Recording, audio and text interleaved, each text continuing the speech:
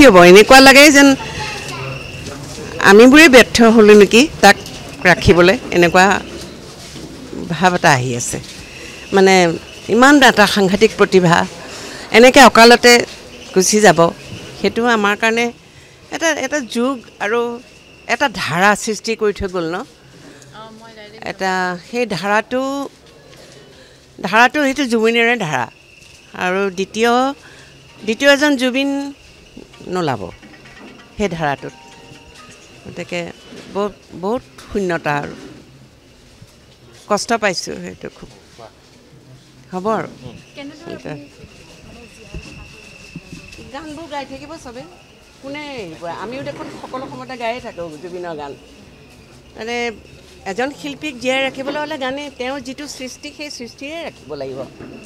গতিকে জুবিনৰ গানখিনিয়ে জুবিন আৰু গানতে জুবিন জীয়াই আছে গানখিনিতে থাকিব গানখিনিতে জুবিন সদায় থাকিব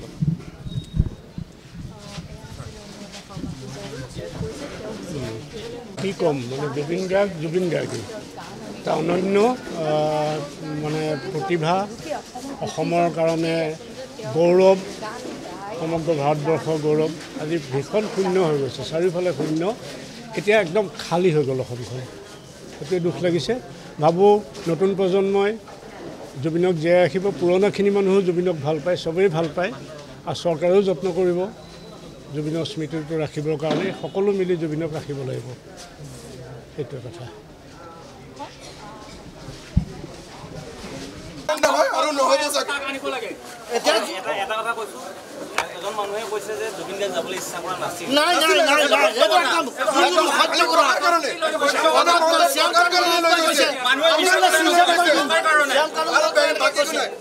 মেনেজাৰক আমি দোষাৰোপ কৰিছোঁ মেনেজাৰে লগত থকাৰ পিছত এনেকুৱা ঘটনা কিয় হ'ল তেওঁ কাণ্ডটো কি আনিল নেকি আৰু ভাবিব লাগে বেমাৰ আছে বুলি সদায় জানিছিল তেওঁ টকা লগ কৰিছে নেকি কিমান টকা ল'ব লগ এতিয়া আমাৰ অসমৰ পৰা টকা লগ ইয়াতে টকা লৈ কিনে আজি তেখেতক মাৰি পেলালে আমি কেতিয়া মানি নলওঁ তেখেতক আইনী আওতাত আনি ফাঁচি দিব লাগে যদি ফাঁচি নিদিয়ে আমি যুৱ প্ৰজন্ম বহি নাথাকোঁ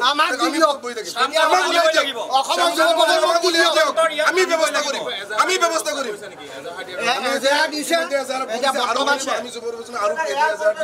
গোটেই অসমৰ বিভিন্ন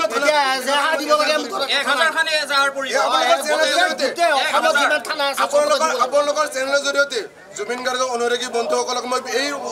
জুবিন গাৰ্গ ঘৰৰ পৰা অনুৰোধ জনাইছোঁ অসমৰ সকলো থানাত তেখেতৰ নামত এজাহাৰ কৰক আমিও কৰিম আপোনালোকে চবেই এজাহাৰ কৰক তেখেতৰ শ্যামকানু মহন্ত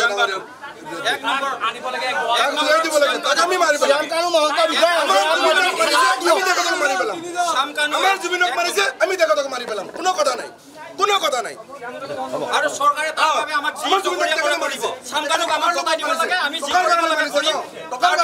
চৰকাৰে আমাক যি ব্যৱস্থা লৈ ল'ব কিন্তু চামকানুক আমি খতম কৰিম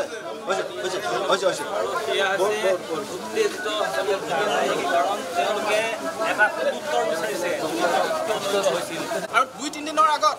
জুবিন দাই কৈছিলে যে মোৰ আমুকত যাব লাগে কিন্তু মোৰ যাব মন নাই আৰু মই যদি নাযাওঁ ই সুইচাইড কৰিব ডেট মিনছ কোন শ্যামকানু মহন্ত মানে আল্টিমেটলি জুবিন গাৰ্গক মানে ব্লেকমেইলিং কৰাৰ নিচিনাও হৈছে আমি এইটো মানি ল'ম এতিয়া এইটো মানি ল'ম কাৰণ যদি ইমানখিনি নহ'লহেঁতেন কিয় হৈছে তাৰ কাৰণে হৈছে তাৰ যিটো এটিটিউড তাৰ যিটো নেচাৰ এইটোৱে দেখাই দিছে যে জুবিন গাৰ্গৰ প্ৰতি তাৰ থকা কিমানখিনি আন্তৰিকতা আৰু আমিও চাম শ্যামকানু মহন্ত কোনো আহক সি অসমত চিধা কথা সি অসমত আহক সোনকালে আমাক লাগে অসমত লাগে তাক ধন্যবাদ বিজনেছটো বন্ধ কৰিব লাগে আৰু তেওঁক অসমত গতাই দিব লাগে অসমীয়া মানুহ আমাৰ যুৱ প্ৰজন্মক কাৰণ আমাৰ অসমৰ পৰা এটা ডাঙৰ বস্তু হেৰাই গৈছে যিজনক আমি হেৰুৱাইছোঁ আমি আৰু কোনো আমাৰ লাইফত বিচাৰি নাপাওঁ কোনো পুৰাব নোৱাৰে আৰু গৰিমা বৌক এতিয়া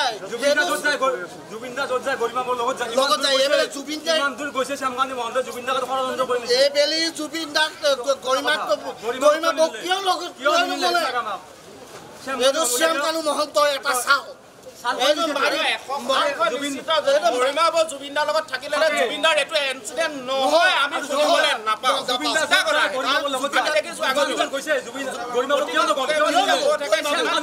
কিমান গুৰুত্ব কিমান কি মঞ্চত মনত পেলাই জংকিবাক মনত পেলাই কান্দোতো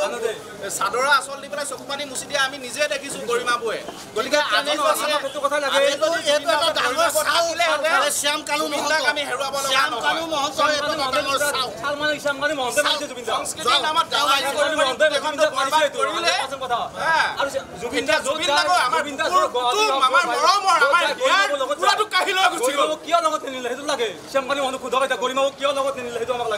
গৰিমা বৌ জুবিন দা য'ত যায় গৰিমা বৌ লগত থাকে য'ত নাযাওক কিয় আজি কিয় গৰিমা বৌক এৰি গ'ল জুবিন দাই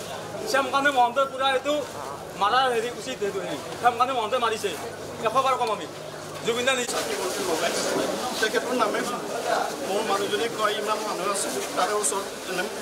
মই বোলে নাই মই এখেতৰ গান নুশুনাকৈ মই থাকিব নোৱাৰোঁ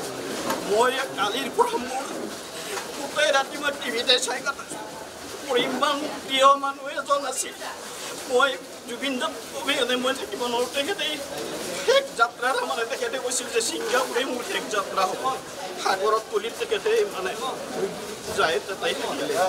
মই কিন্তু খুব প্ৰিয় ৰাতিপুৱা মই নামঘৰত স্থাপনা বন্তি জ্বলাই তেখেতৰ নাম প্ৰসংগ শুনো গধূলি টাইমত ভক্তিমূলক গীত শুনো আৰু মোৰ গান মোৰ এনি টাইম মোৰ ধৰক বাজি থাকে তেখেতৰ গানেই বাজি থাকে মই ইমানেই প্ৰিয় মই বয়সেদি সমানৰ পৰ্যায়ৰে হ'ব কিন্তু তথাপি মই জুবিনক খুবেই ভাল পাওঁ মই হাই প্ৰেছাৰ থকাৰ কাৰণে কিছুমান ফাংচনত কাৰণ প্ৰেছাৰ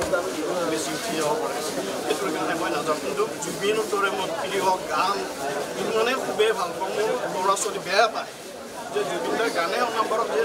মানুহে অলপ বেয়া পাব মই নহয় জুবিনৰ গান নুশুনাকৈ মই থাকিবই নোৱাৰোঁ মই অফিচত গ'লোঁ মোবাইলটো তেখেতৰ গানতে লাগি থাকোঁ মই আৰু বিশেষ দাদা মই এটা বিশেষ কথা ক'ব বিচাৰিছোঁ যে নৰ্থ ইষ্ট ফেষ্টিভেলৰ পৰা কি লাভ হৈছে অসমৰ সেই কথাটো ক'ব সেইটোৱেইটো কেছ সেইটো নৰ্থ ইষ্টত লাভ কৰি আমাৰ অসমত কিয় নাপাতিলে আমাৰ অসমত বহুত জেগা আছিল শ্বিলং আছিল মেঘালয় আছিল এই ওচৰত অসমৰ সেইটো পাতিব পাৰিলে 8খন ৰাজ্যত কিন্তু তেওঁলোকে যাতে শান্তনু নে কি শ্যাম কানু মহন্তই তেখেতক ষড়যন্ত্ৰ কৰি মাৰাৰ দৰে হৈছে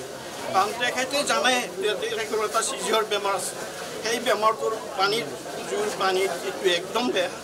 তেখেতে সেই কথাটো জানিও তেখেতক কিয় নামিব দিলে তেখেতে এটা জেকেট নামি দিয়াৰ পিছত আকৌ পিছত খুলি পেলাই জাপা দিব তাৰপিছত যে দাদা কিন্তু আজি গৰিমা বাইদেউ যদি গেল হয় এই কেছটো সবাই নোৱাৰিলে হয় কিয় নহয় কেতিয়াও নোৱাৰিলে গৰিমা বাইদেউ নাযায় আজি এই জুবিন দাক আমি অসমৰ পৰা হেৰাই দিলোঁ আৰু কমাৰ ভাষা নাই যিকোনো খবৰৰ বাবে যোগাযোগ কৰক 7099017330 লগতে 7099017110 নম্বৰত।